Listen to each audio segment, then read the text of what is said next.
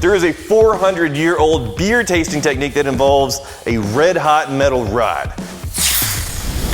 Your ancestors probably did this with their beers around a campfire. We're gonna do it with the whiskey and see what happens. I'm optimistic. Happy birthday. Yeah, dude, what? That is crazy.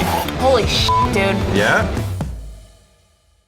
Have you done beer poking before, prior to us, playing with this before the shoot? No, surprisingly, it never came up. It seems to be catching on, even though it's been around for hundreds of years. For example, in the colonial days of America, they found themselves sitting around the fire and putting hot pieces of metal in beer to warm them up because it was so cold outside, and it ended up changing the flavor. This was designed specifically for poking beers. A hot metal rod with a handle on the end. So you're outside, you put this in a campfire, it gets heated up, and then this is the hot metal end that you plunge into the beer. We're going multi-side because that tends to be the best thing for the poker. Yeah. Because that has residual sugars in it to caramelize. So what's the beer that we're starting with? This is going to be the unpoked sample. We're going to poke this one. It's an amber lager. A lot lighter, but still some residual sugars in there. Okay, this is 5.4%. A few seconds. Wow. A little bit of motion. Oh, it is foaming up. And we want that head to get Wow, look at the creamy. bubbles on that, man. That's so much foam though, man, the head. Taste the foam. That's kind of nice. Oh, it's like sweeter. Yeah, the general thing is it turns foam into a toasted marshmallow. So I wouldn't really necessarily go with this particular beer for the poking. I'd go a little bit maltier. Fire this up again. All right, we got a red hot poker. Why is this not foamy and carbonated like the other one? It's a cask. Oh wait, ale. I take it back. So Whoa, there it is. it was already less carbonated to begin with because it was served. They only served this on cask. Yeah. So it's already going to be creamier and less carbonated. Dude, it looks like a Guinness the way it's just shimmering down like It's all that. nitroed now. Wow. So this is what I found with some of these beers. If they're CO2 beer, it kind of instantly turns it into a cask or nitro style beer. That's sick. Oh yeah. Oh yeah. Okay, Wow. let's get into this. Holy shit, dude. Yeah? Whoa. Oh, get it. Okay, that is like a burnt marshmallow. Yeah. Yeah. Oh yeah, burnt. Can you over poke it? You guys tried it out, but they were saying like 3 to 5 seconds is enough. Otherwise, you just burn through all the carbonation. Right. But that thing, you were in there for well longer than that. It's still just giving up. If you go longer, you'll warm up the beer pretty good. But this kind of beer is good warm.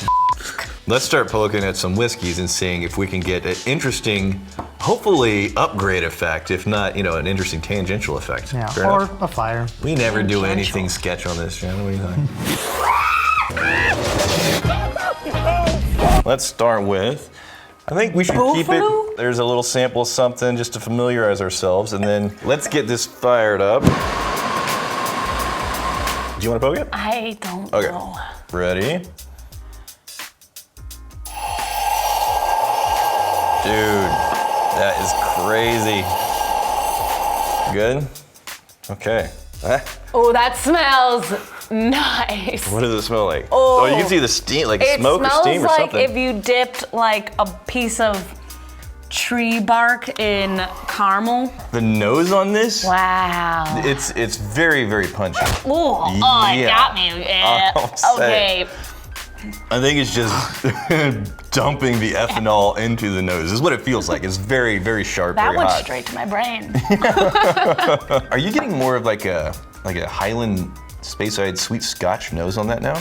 There is a lot of fruits coming in. Yeah, the nose just became a lot more. I wonder if that's what's kind of steaming off and that like caramely sweet flavors are in the bottom. It looks the same. It didn't get Mouth like it now, cloudy. or- Go ahead. Yeah. Alright. That's not what I expected it to do. Okay. For a true comparison, Yes. these should be at the same temperature. We're gonna circle back. We're gonna set them aside because I can't tell. No, wait, it's in there still. Yeah. No, the ethanol's didn't do definitely in enough. there still. Hold on, shh. The warm. You can't shush me. It's a fucking video shoot. What are you doing? Let me go back to the original. Yeah, the ethanol is still there, but it's harder to tell with the warmth. It's very warm. But let's let the temperature get equalized. Okay. What's interesting is there's a delay. Wow. Okay, let's get after it.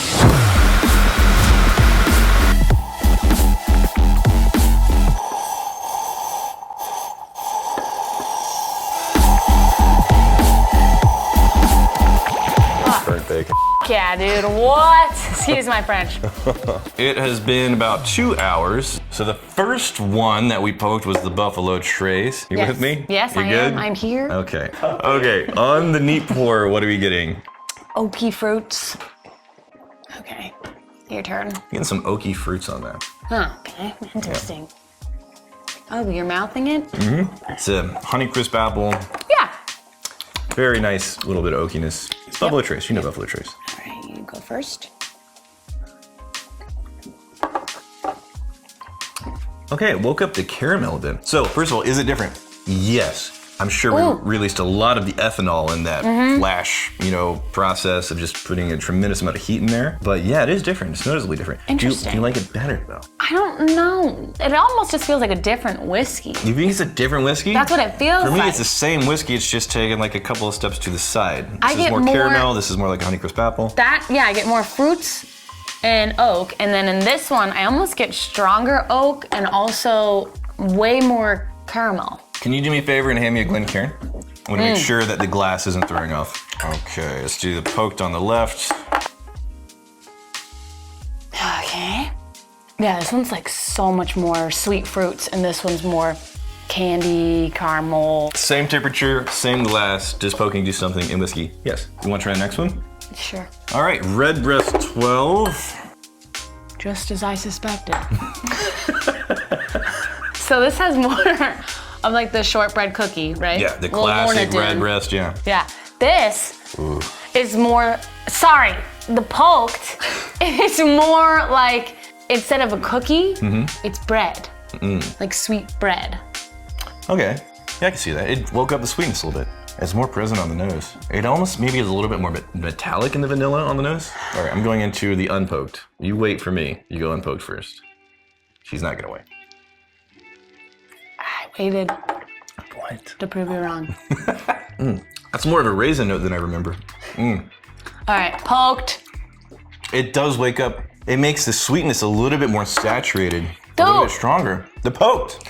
Dude, that is crazy. Yeah. That feels like moist bread. That feels like a crumbly, crusty cookie. Lorna Doone cookie, like a shortbread type of deal.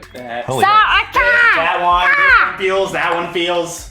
Help me out here, please. Can't you put the little Please. follow-y thing that goes like let's try it this? frame by frame. Is it frame by frame when he does that? Frame by frame. Let's do a dog. He's literally moving. I did frame by not know frame. that's what it takes. This one on the left is our left is poked. So the red is gonna be the poked? Yeah. On 3, we're gonna see which we prefer. 1, 2, 3. I want bread. Poked. Poked is Yeah, bread. I actually like one of my favorite whiskeys, which has been in like the top 5 for years. The Redbreast 12. I actually like it after you put a red hot metal rod into the whiskey and then let it come back down to room temperature. It's really nice. It brings up the flavor. Let's move on to the next one so Alex doesn't strangle us. Shrinkage is my kink. Poked. So this is the poked Macallan. Okay. Close enough. And also, is there a color difference at all? I think the color is pretty much the same. It's pretty much the same. Yeah. This is just a very lateral move. This got more tame with the poking, but the Irish actually got a little bit more lively and sweet and dense and saturated. What are you getting? So it's like the punch is in the back of it, right? So Okay. it's like subdued up front, Yeah. and then when it goes back, it's See, like, I'm just getting bam. This one's got the consistent static all the way through. Consistent static all the way through. Okay, so far I think the most interesting thing is going to be the Redbreast. So let's move on to the next one. This was the whiskey where I thought if there's going to be a big noticeable difference, it's going to be a flavored whiskey because this had so much more sugar to play with, that hot rod. I'm getting strong notes of peach. Totally off. See, okay, I am getting a difference though. This is like grilled peaches. Okay. That's just peach syrup in a can peach. Unpoked. So sweet. So sweet. Ah, it's good. Is it sweaty in here? Is it get better? Is it better? That's not the face saying it's got better. Oh man. I'm gonna take your word for it. The extra sugar in there, somehow it made it. Oh, it lives longer. It does. This episode is sponsored by Whiskey Tribe. Look, we love our sponsors, but it's been a long time since we got to talk about our own stuff. And we've been playing with the Whiskey Tribe and the Crowded Barrel rocks glasses this episode. They are fantastic rocks glasses, and they just so happen to fit perfectly with the Glencairn if you need to cap the thing. WhiskeyTribe.com, merch store. Lots of cool stuff for the magnificent bastards. Cheers. So this is already a profoundly sweet drink in the Crown Royal Peach. It's so sweet. It's like 1 to 10, it's an 11 level sweetness. If you put a hot metal rod in there, it somehow takes the 11 sweetness, which is beyond the theoretical maximum of 1 to 10 sweetness scale, and it makes it a 15. I get your note about. The sweetness sticks. Yeah, no, I get your note about it's more of like a grilled on the barbecue peaches than it just like a peach syrup.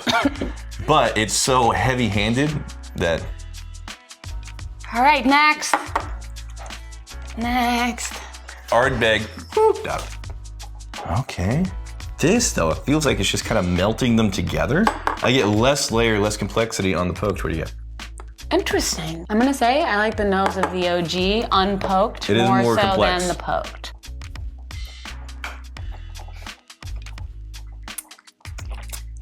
Did you try the poked? No. Poke it. I prefer the unpoked. I prefer the unpoked in this one. I think it'd be a fun experiment for people to do on their favorite, like go-to drinkers, to see if it is more preferable for them for poking it versus unpoking it. Yep.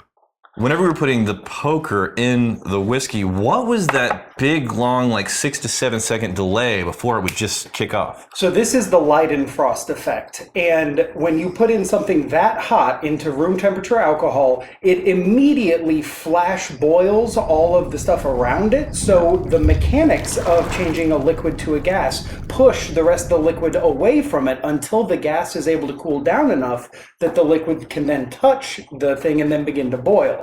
Now you get this in reverse with liquid nitrogen, where the bartender is the hot thing, and for a couple of seconds there is a sheath of heated gases around your hand, and you can pick up liquid nitrogen for just a couple of seconds. Now I wouldn't tell the internet that.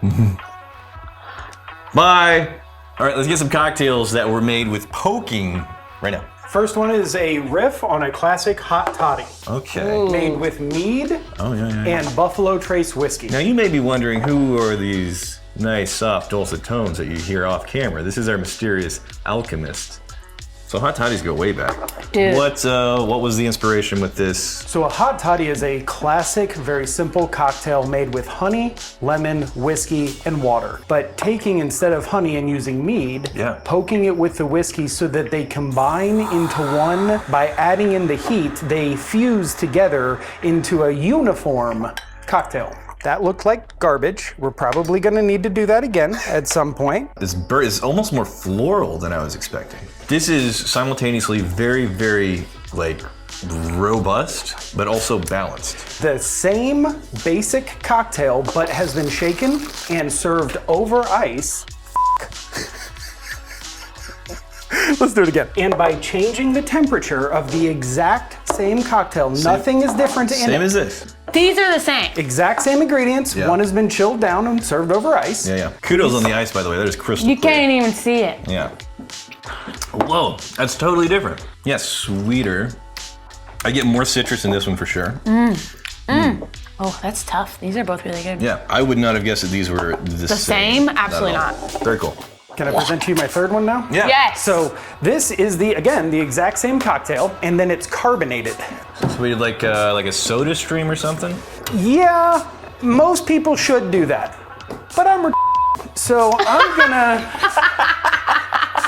gonna use a whipped cream maker. And I challenge you to not call me a liar and say that that is non-alcoholic. You got some bubbles in there. Wait, it is or it isn't? Oh, it's alcoholic as Okay. Good luck tasting it.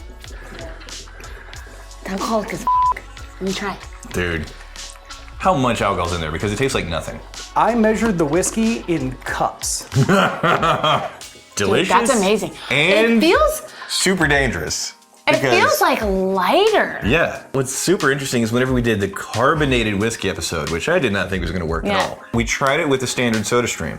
The standard soda stream isn't strong enough to carbonate alcohol. We had to get a Chinese knockoff, and that, for whatever reason, was strong enough to inject the carbonation into just this straight whiskey. But that was one of the things that I noticed, that it totally took the edge off of that. It made it way more drinkable, but you do get that, because it's, you know, carbonated with carbon dioxide, you do get that carbonated bitter note. This has none of that bitter note. It's just like sipping a nice, soft, sweet, you know, kind of like a sweet. I don't know if I believe him. Yeah, you're drunk right now. Question for the Magnificent Bastards. The unknown alchemist. We're talking about a guy that studied chemistry and physics in Harvard, and he's bringing it to food science and whiskey. He's a longtime MB, and do we want him to go deep diving into the nerd side of things? Give him some love, thumbs up, comments. I would love to have the guy back. He's a really good fit, but I want to know that there's an appetite for that hardcore deep dive into the food science.